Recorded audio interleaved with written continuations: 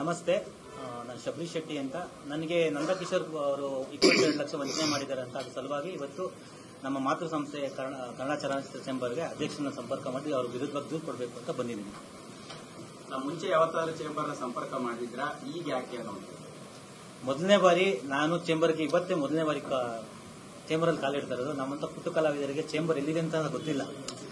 ಹಂಗಾಗಿ ನನಗೆ ಇವತ್ತು ಮಾಧ್ಯಮ ಮುಖಾಂತರ ತುಂಬಾ ಸಹಾಯ ಆಯಿತು. ನನ್ಗೆ ವಂಚನೆ ಆಗಿತ್ತು ಅಂತ ಮಾಧ್ಯಮ ಮುಖಾಂತರ ಆರೋಪ ಮಾಡಿದಾಗ ನನಗೆ ಸಹಾಯ ಸಿಕ್ತು. ಹಂಗಾಗಿ ಇವತ್ತು ಎಲ್ಲೋ ಒಂದ್ ಕಡೆ ನಾನು ಚೇಂಬರ್ ಕಂಪ್ಲೇಂಟ್ ಮಾಡಿದಾಗ ನನಗಾಗಿರೋ ವಂಚನೆಗೆ ನ್ಯಾಯ ಸಿಗುತ್ತೆ ಅಂದ್ಬಿಟ್ಟು ಚೇಂಬರ್ ಮೊದಲನೇ ಬಾರಿ ಬಂದಿದ್ದೀನಿ. ಈಗ ಇದ್ರ ಬದಲಾಗಿ ಸ್ಟೇಷನ್ ಕಂಪ್ಲೇಂಟ್ ಕೊಡಬಹುದಿತ್ತು, ಈಗ ಮುಂಚೆನೆ ಸಾಲ್ವ್ ಮಾಡ್ಕೋಬೇಕಿತ್ತು ಅಂತ ಅನಿಸ್ತಾ ಹೆಂಗೆ ಸರ್?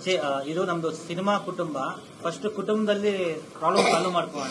ಈ ಅಣ್ಣ ತಮ್ಮಂದ್ರು ಸಂಪರ್ಕ ಇರುತ್ತೆ. ಸೊ ಒಂದ್ ಫ್ಯಾಮಿಲಿ ಅಂತ ಫ್ಯಾಮಿಲಿ ಫಸ್ಟ್ ಪ್ರಾಬ್ಲಮ್ ಸಾಲ್ವ್ ಮಾಡ್ಕೋಣ.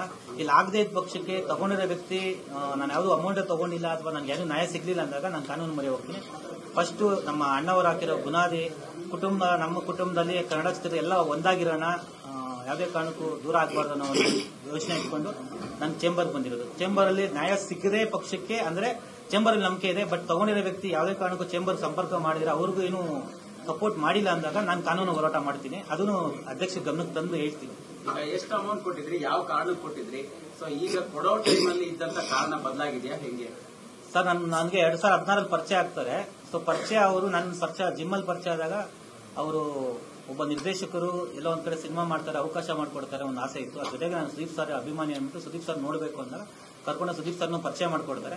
ಪರಿಚಯ ಆದಾಗ ಅವ್ರ ಸಂಪರ್ಕ ಇಟ್ಕೊಂಡಾಗ ಎಲ್ಲೋ ಒಂದ್ ಕಡೆ ಅವರ ವ್ಯಕ್ತಿಗೋಸ್ಕರ ಅವರ ಪರ್ಸನಲ್ ಇಶ್ಯೂಗೋಸ್ಕರ ನನ್ನ ಸಾಲ ಹೋಗಿ 3 ಲಕ್ಷ ದುಡ್ಡು ತಗೊಂತಾರೆ. ಅದು 3 ಲಕ್ಷ 9 ಲಕ್ಷ ಹೋಗುತ್ತೆ. ಅದು ಜಾಸ್ತಿ ಆಗ್ತಾ ಕೊನೆಗೆ 250 ಗ್ರಾಮ್ ಗೋಲ್ಡ್ ಪ್ಲಸ್ ಮಾಡಿ ಕೊಡಿದ್ರೆ 22 ಲಕ್ಷ ನನಗೆ ಆಕ್ಚುಲಿ ಬರಬೇಕಾಗಿರೋದು.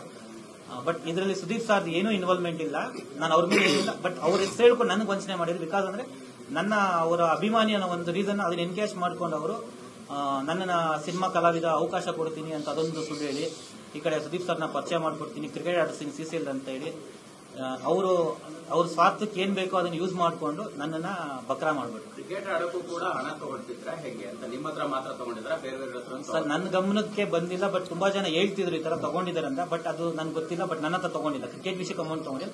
ಅವ್ರ ಪರ್ಸನಲ್ಗೋಸ್ಕರ ಅಮೌಂಟ್ ತಗೊಂಡು ಬಟ್ ನನ್ನನ್ನ ಅಲ್ಲಿ ಆಡಿಸ್ತೀನಿ, ಸುದೀಪ್ ಸರ್ ಸಂಪರ್ಕ ಕೊಡ್ತೀನಿ, ಸಿನಿಮಾ ಮಾಡಿಸ್ತೀನಿ, ಸಿನಿಮಾದಲ್ಲಿ ಬೆಳೆಸ್ತೀನಿ ಅನ್ನೋ ಒಂದು ಹೇಳಿಕೆ ಕೊಟ್ಕೊಂಡಾಗ ಎಲ್ಲೋ ಒಂದ್ ಕಡೆ ಒಬ್ಬ ನಮ್ಗೆ ಗಾಡ್ ಫಾದರ್ ಯಾರೋ ಒಬ್ಬ ಡೈರೆಕ್ಟರ್ ಸಿಕ್ಕವರೆ ಎಂಬ ಬೆನಿಫಿಟ್ ಮಾಡ್ತಾರೆ, ಎಂಬ ಅವಕಾಶ ಕೊಡ್ತಾರೆ, ಸಿನಿಮಾ ಕ್ಷೇತ್ರದಲ್ಲಿ ಬೆಳಿಬಹುದು, ನಮ್ಮ ಕನಸು ಏನಿದ್ರು ಇಲ್ಲಿ ಸ್ಟಾರ್ ಆಗಿ ಬದುಕಬಹುದು ಅಥವಾ ಸಿನಿಮಾ ಕ್ಷೇತ್ರದಿಂದ ಹೆಸರು ಮಾಡಬಹುದು ಅನ್ನೋ ಆಸೆಗೋಸ್ಕರ ನಾವು ಸಂಪರ್ಕ ಬೆಳೆಸ್ಕೊಳ್ಳೋಕೋಸ್ಕರ ನಾನು ಮೋಸ ಹೋಗಿದ್ದೀನಿ.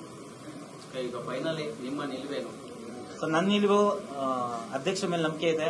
ನಮ್ಮ ಕುಟುಂಬದಲ್ಲಿ ಇದು ಪ್ರಾಬ್ಲಮ್ ಸಾಲ್ವ್ ಹೋಗುತ್ತೆ, ನಂದಕಿಶೋರ್ನ ಕರೆದು ಮಾತಾಡಿ ಪ್ರಾಬ್ಲಮ್ ಸಾಲ್ವ್ ಹೋಗುತ್ತೆ ಅಂತ ನಂಬಿಕೆ ಇದೆ. ಸಂಪರ್ಕ ಮಾಡೋದು ಆಯ್ತಾ? ಇಲ್ಲ, ಅವ್ರು ಯಾರು ನಂಗೆ ಸಂಪರ್ಕ ಮಾಡಿಲ್ಲ. ಅವ್ರ ಕಡೆ ಒಬ್ರು ಸಂಪರ್ಕ ಮಾಡಿ ಮಾಧ್ಯಮದಲ್ಲಿ ಬರ್ತಾ ಇರೋದನ್ನ ಇಶ್ಯೂನ ಸ್ಟಾಪ್ ಮಾಡಿ ಅಂತ ಹೇಳಿದ್ರು ಹೊರತು ಪ್ರಾಬ್ಲಮ್ ಸಾಲ್ವ್ ಮಾಡಕ್ಕೆ ಯಾರು ಟ್ರೈ ಮಾಡಿಲ್ಲ ಇಲ್ಲಿವರೆಗೂ. ಸೊ ಅದಕ್ಕೆ 3 ದಿನ ವೆಯ್ಟ್ ಮಾಡಿದೆ. 3 ದಿನ ಮಾಧ್ಯಮದಲ್ಲಿ ಬರ್ತಾ ಇತ್ತು, ತಪ್ಪು ಮಾಡಿರೋ ವ್ಯಕ್ತಿ ಯಾವತ್ತು ಮುಂದೆ ಬರಲ್ಲ ಅಂತ ಇದೇ ಎಕ್ಸಾಂಪಲ್. ಯಾಕಂದ್ರೆ ತುಂಬಾ ವೈರಲ್ ಆಗಿದೆ ಇಶ್ಯೂ. ಬಟ್ ಅವರು ಸತ್ಯ ಒಂದು ಚಾನಲ್ಗೆ ಹೇಳಿದ್ದಾರೆ, ನಾನು ದುಡ್ಡೇ ತಗೊಂಡಿಲ್ಲ ಅಂತ ಸುಳ್ಳು ಸ್ಟೇಟ್ಮೆಂಟ್ ಕೊಟ್ಟಿದ್ದಾರೆ. ಎಲ್ಲಾ ಡಾಕ್ಯುಮೆಂಟ್ಸ್ ಇಲ್ಲಿದೆ, ಅಧ್ಯಕ್ಷ ಗಮನಕ್ಕೆ ತರಿಸ್ತಾ ಇದ್ದೀನಿ, ಮಾಧ್ಯಮದಕ್ಕೂ ಕೊಟ್ಟಿದ್ದೀನಿ. ನೀವು ಮಾತೃ ಸಂಸ್ಥೆ ಅಂತ ಹೇಳಿದ್ರೆ ಈಗ ನಾನು ಅಣ್ಣ ತಮ್ಮ ಅಂತ ಹೇಳ್ತೀರಿ, ನೀವು ಮೆಂಬರೇ ಆಗಿಲ್ಲ, ಅಂತ ಹೇಳ್ತೀರಾ, ಈಗ ಕಷ್ಟ ಬಂದಿದೆ ಮಾತೃ ಸಂಸ್ಥೆ ಅಂತ ಹುಡುಕ ಬಂದಿದೆ. ಸರ್ ಇಲ್ಲಿ ಮೆಂಬರ್ ಆಗಿಲ್ಲ ಸರ್, ಮೆಂಬರ್ ಆಗಿಲ್ಲ ಅನ್ನೋದಕ್ಕಿಂತ ಸರ್ ನಾನೊಬ್ಬ ಕಲಾವಿದ, ಮುಂದೆ ಮೆಂಬರ್ ಆಗ್ತೀನಿ ಸರ್. ನನಗೆ ಗೊತ್ತಿಲ್ಲ ಏನು ಇವರು ಈಗ ನಿರ್ದೇಶಕರು ಸರ್, ಬೇರೆ ಕಡೆ ಎಲ್ಲೂ ಆಗಿಲ್ಲ ಸರ್. ನಾನು ಈಗ ನಿರ್ದೇಶಕ. ಈಗ ನಿಮ್ಮ ಸಿನಿಮಾ ಎಲ್ಲಿ ರಿಜಿಸ್ಟರ್ ಆಗಿದೆ? ನನ್ನ ಸಿನಿಮಾ ಇದೇ ಬ್ಯಾನರ್ ಅಲ್ಲಿ ಆಗಿದೆ, ಇದೇ ಚೇಂಬರ್ ಅಲ್ಲಿ ಆಗಿದೆ. ಅದು ನಮ್ಮ ಪ್ರೊಡ್ಯೂಸರ್ ಮಾಡಿರೋದು. ಇಸಿಗೆ ಅಥವಾ ಈ ಚೇಂಬರ್ಗೆ ಒಂದು ಪಾಸಿಬಿಲಿಟೀಸ್ ಇರೋದು, ನಮ್ಮ ಚೇಂಬರ್ ನ ಮೆಂಬರ್ ಆಗಿದ್ರೆ ಒಂದು ಮಾಡಬಹುದು ಅಂತ. ಅಲ್ಲ, ಈಗ ನಾನು ಮುಂದೆ ಮೆಂಬರ್ ಆಗ್ತೀನಿ, ಜೊತೆಗೆ ನನ್ನ ಸಿನಿಮಾದ ಆಲ್ರೆಡಿ ಇಲ್ಲಿ ಮೆಂಬರ್ಶಿಪ್ ಇದೆ.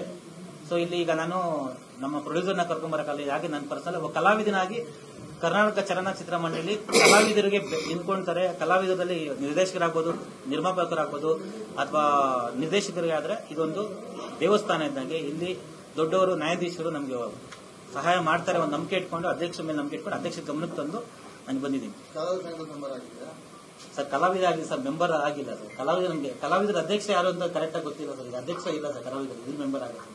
ಮೆಂಬರ್ಶಿಪ್ ಸರ್ ಮೆಂಬರ್ಶಿಪ್ ಅಲ್ಲ, ಕಲಾವಿದ ಅಂತ ಗುರ್ಸ್ಕೊಂಡಿದ್ದೀನಿ ಸರ್. ನಾನು 3 ಸಿನಿಮಾ ಮಾಡಿದ್ದೀನಿ ಸರ್, ಗುರ್ಸ್ಕೊಂಡಿದ್ದೀನಿ. ಇದು ಹೊಸ ಸಿನಿಮಾ ಅಂತಲ್ಲ, ನಾನು ಮುಂಚೆ ಸಿನಿಮಾ ಸಿನಿಮಾ ಮಾಡಿದ್ದೀನಿ, ಗುರ್ಸ್ಕೊಂಡಿದ್ದೀನಿ. ಮೆಂಬರ್ಶಿಪ್ ಇಲ್ಲ ಅಲ್ಲಿ. ನಮ್ಗೇನು ಇನ್ನೊಂದು, ನಾವು ಹೊಸಬರು ಕಲಾವಿದ, ನಮ್ಗೇನು ಕಲಾವಿದ ಅಧ್ಯಕ್ಷ ಇದೇನು ಮೆಂಬರ್ಶಿಪ್ ಆಗ್ಬೇಕು ಅಂತೆಲ್ಲ ನಾನು ತಿಳಿಸ್ಬೋದು, ಖಂಡಿತ ಆಗ್ತೀನಿ ನಾನು. ಸರಿ, ಮನವಿ ಕೊಟ್ಬಿಡಿ ಅಧ್ಯಕ್ಷಗಳು, ಮನವಿ ಕೊಡಿ.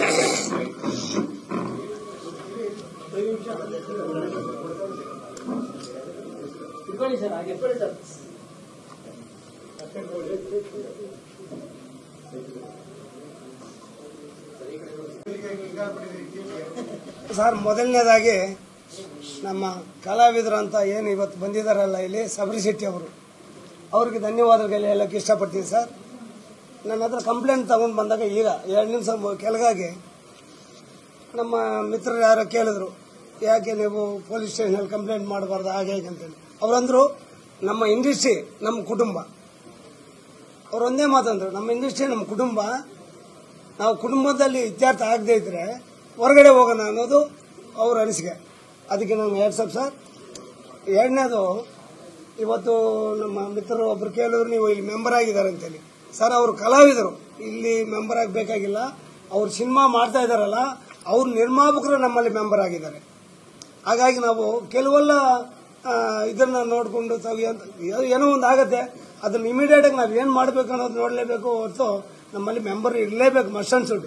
ಅವ್ರ ಸಿನಿಮಾ ಏನು ಮಾಡ್ತಾ ಇದ್ದಾರೋ ಅದಕ್ಕೆ ಆ ನಿರ್ಮಾಪಕರು ಇಲ್ಲಿ ಮೆಂಬರ್ ಆಗಿದ್ದಾರೆ ಅಲ್ವಾ sir? Okay, thank you sir. ಆಮೇಲೆ ಇವತ್ತಿನ ದಿನ ಸರ್ ಸಿನಿಮಾಗಳಿಗೆ ಜನನೇ ಬರ್ತಾ ಇಲ್ಲ ಸರ್. ಇಂಥ ಟೈಮಲ್ಲಿ ಇಂಥ ಆಹೋಗಲಿದಾವಲ್ಲ, ಏನು ನಾವು ಅಲ್ಲಿ ಆ್ಯಕ್ಟಿಂಗ್ ಕೊಡಿಸ್ತೀವಿ, ಇಲ್ಲಿ ಮಾಡಿಸ್ತೀವಿ, ಅಲ್ಲಿ ಮಾಡಿಸ್ತೀವಿ ಅಂತೇಳಿ ಸೀಟಿಂಗ್ ಮಾಡ್ತಾ ಇದಾರಲ್ಲ, ಎಷ್ಟು ಸರಿ ಸರ್ ಅಲ್ವಾ? ಯಾರೋ ಹೊಸಬರು ಮಾಡಿದ್ದಾರೆ ಅಂದಾಗ ಅದಕ್ಕೊಂದು ಅರ್ಥ ಇರುತ್ತೆ. ಏನೋ ಬೆಳಿಬೇಕು, ದುಡ್ಡು ಮಾಡಬೇಕು ಅನ್ನೋ ರೇಂಜಲ್ಲಿ ಏನೋ ಹೊಟ್ಟೆಪಾಡು ಮಾಡ್ಕೊಂಡು ಹೋಗ್ತಾರೆ ಸರ್ ಹೊಸಬರು. ಸರ್, ಎಂಥ ನಮ್ಮ ಇವತ್ತು ಹೆಸರ ಅಂತ ಒಬ್ಬ ಗಣ್ಯ ವ್ಯಕ್ತಿ ನಿಮ್ಗೆ ಆ್ಯಕ್ಟಿಂಗ್ ಮಾಡಿಸ್ತೀನಿ, ಇನ್ಯಾರನ್ನೋ ಕಲಾವಿದನ್ನ ನಾನು ತೋರಿಸ್ತೀನಿ, ನಿಮ್ಗೆ ಇಂಟ್ರೊಡ್ಯೂಸ್ ಮಾಡಿಕೊಡ್ತೀನಿ ಹಾಗಂತೇಳಿ ಈ ಥರ ಮಾಡ್ತಾರಲ್ಲ, ಅಕ್ಷಮ್ಯನೀಯ ಅಪರಾಧ ಸರ್ ಇದು. ಇದಕ್ಕೆ ನಾವು ನಮ್ಮ ಇದ್ದಾರೆ, ಇನ್ನು ಹಿರಿಯರೆಲ್ಲ ಇದ್ದಾರೆ, ಅವರೆಲ್ಲ ಕಟ್ಟಿರೋ ಇಂಡಸ್ಟ್ರಿ ಸರ್ ಇದು. ಇದನ್ನ ಏನು ಇವತ್ತು ಈ ಥರ ಆಗ್ತಾ ಇದೆಯಲ್ಲ, ನಮಗೆ ನಾಚಿಕೆಗೇಡಾಗುತ್ತೆ. ಏನು ಇಂಥ ದರ್ಶಕರು ಆಗ್ಬೋದು, ಇನ್ನೊಬ್ಬರಾಗ್ಬೋದು, ನಾವೇನು ಕೆಲವರು ನಿರ್ಮಾಪಕರು ನಿಮ್ಮ ಹೀರೋ ಮಾಡ್ಬಿಡ್ತೀವಿ, ನಿಮ್ಮನ್ನ ಹೀರೋ ಇನ್ನು ಮಾಡ್ಬಿಡ್ತೀವಿ, ಇಂಥವ್ರು ನಡೀತಾನೆ ಇದ್ದಾವೆ. ಆದರೆ ಇಷ್ಟೆಲ್ಲ ಹೆಸರು ಮಾಡಿರೋನು ಇದು ಮಾಡೋದು ಸರಿಯಲ್ಲ ಅಂತ ನನ್ನ ಅನಿಸಿಕೆ ಸರ್. ಇದು ಸರ್, ಮುಂದಿನ ದಿನಗಳಲ್ಲಿ ಇದು ಏನು ಅಂತ ನಾವು ಚರ್ಚೆ ಮಾಡಿಬಿಟ್ಟು ಅವ್ರನ್ನ ಕರೆಸಿ ಮಾತಾಡ್ತೀವಿ ಸರ್. ಒಬ್ಬರಿಂದ ಇಡೀ ಇಂಡಸ್ಟ್ರಿಗೆ ಕಪ್ಪು ಮಚ್ಚೆ ಬರೋದು ಬೇಡಿ ಸರ್, ಕೆಟ್ಟದಾಗೋದು ಬೇಡಿ. ಅದಕ್ಕೆ ನಾವು ಕಟ್ಟುನಿಟ್ಟುವಾಗಿ ಅವ್ರಿಗೆ ಸಂಪರ್ಕ ಮಾಡಿ ನಾನು ಅವ್ರ ಜೊತೆಗೆ ಚರ್ಚೆ ಮಾಡಿ ಇವನ್ನ ಕರೆಸಿ ನಾನು ಮಾತಾಡಿಸಿ ಇತ್ಯರ್ಥ ಮಾಡೋಕೆ ನಾನು ಪ್ರಯತ್ನ ಪಡ್ತೀನಿ ಸರ್. ಅಷ್ಟೇ.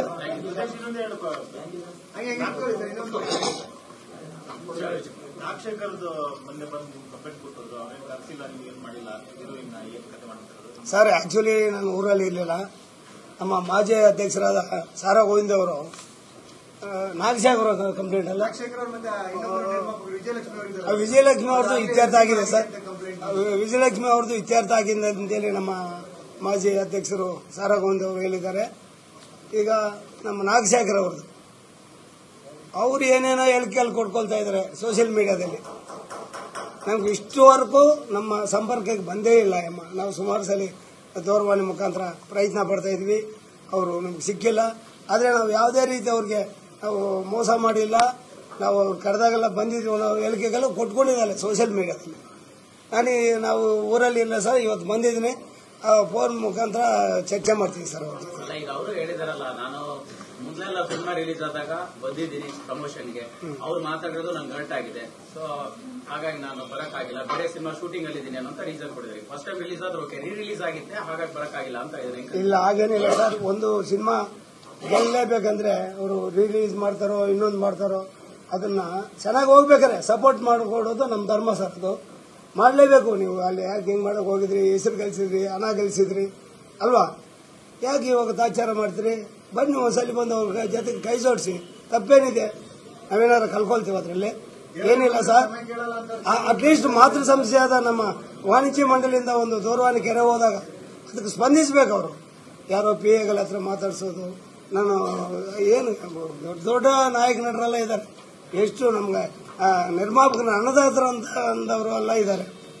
ಅಂತದ್ರಲ್ಲಿ ಚೇಂಬರ್ ದೇವರೇ ಬಂದ್ರೆ ಕ್ಷಮೆ ಕೇಳಲ್ಲ ಅಂತ ಹೇಳೋರೆ ಚೇಂಬರ್ ಬರ್ತಾರ ಅಂತ ಅನ್ಕೊಂಡಿದ್ದೀರಾ ನೀವು? ಯಾರು ಸರ್ ದೇವರೇ ಬಂದ್ರೆ ಕೇಳಲ್ಲ ಅಂದಿದ್ದು? ರಚಿತಾರಾಮ್ ಅವರು. ಇಲ್ಲ ಸರ್, ಅದು ನಮ್ಮ ಗಮನಕ್ಕೆ ಬಂದಿಲ್ಲ. ಇರ್ಲಿ ಸರ್, ಅವ್ರ ಅನಿಸಿಕೆ ಅದು ಇರ್ಬೋದು. ದೇವರೇ ಬರ್ಬೇಕು ಅದಕ್ಕೆ. ಅವ್ರು ಹೇಗೆ ಇಲ್ಲ ಅವರು ಕ್ಷಮಾಪಣೆ ಕೇಳ್ತಾರಂತ ನಾನು ಯಾವತ್ತೂ ಅಂದಿಲ್ಲ ಸರ್. ನಮಗೆ ಸ್ಪಂದಿಸಬೇಕು, ನಮ್ಮ ನಿರ್ಮಾಪಕರಿಗೆ ಆಗ್ಬೋದು, ಡೈರೆಕ್ಟರ್ಗೆ ಆಗ್ಬೋದು, ಸಮಯ ಬಂದಾಗ ಅವ್ರಿಗೆ ಸಪೋರ್ಟ್ ಮಾಡಬೇಕು ನಾಯಕ ನಟರು ಅಂತ ಹೇಳಿ ನಾನು ಕೇಳ್ಕೊತಾ ಇದ್ದೀನಿ ಸರ್.